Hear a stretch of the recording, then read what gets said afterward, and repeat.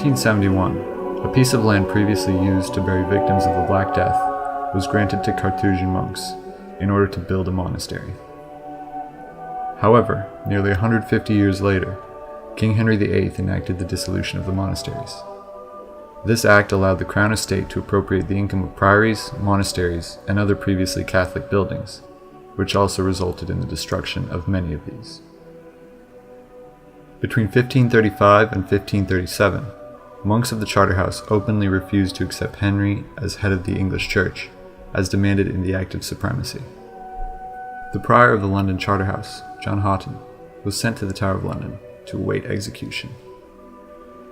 As Houghton arrived at Tyburn, where he was to be executed, he embraced the executioner in order to pardon him for what he was about to do, and when asked whether he would submit to the king's laws in order to save his own life, he replied, "I declare that I have refused to comply with the will of His Majesty the King, not from obstinacy, malice, or a rebellious spirit, but solely for fear of offending the supreme majesty of God."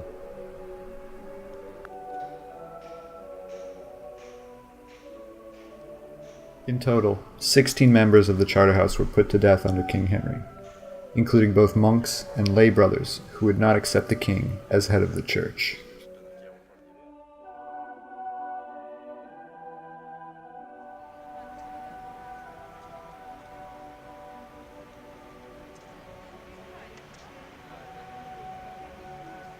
For other abbeys, like Westminster Abbey, there was less backlash against the king, perhaps for fear for their lives or a real desire to split from the church. The Westminster Benedictine monks owned a large amount of land in Westminster under the abbey. In an unfair trade, King Henry took a large portion of land in Westminster, including Covent Garden and Hyde Park, and in exchange gave the abbey the lands of Priory of Hurley, after he had dissolved it and appropriated the lands. The abbot of Westminster, William Benson, soon became the first dean of the cathedral. However, the abbey in this form only lasted 10 years. Henry VIII turned the abbey into a cathedral during this time.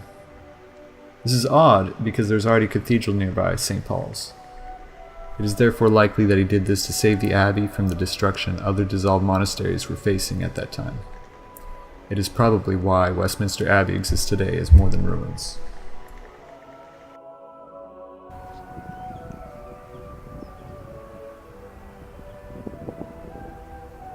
This priory was dissolved in 1537, and King Henry placed the destruction of the buildings under the supervision of Thomas Cromwell, who was Henry's right-hand man after Cardinal Wolsey's fall from grace.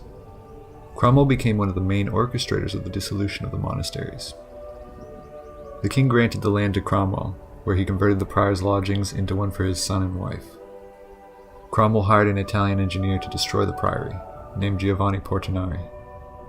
Portinari set about destroying the priory by tunneling under the walls, setting wooden rods underneath, then burning the logs to have the walls collapse. Thomas Cromwell also orchestrated Henry's wedding to Anne of Cleves, who would become his fourth wife.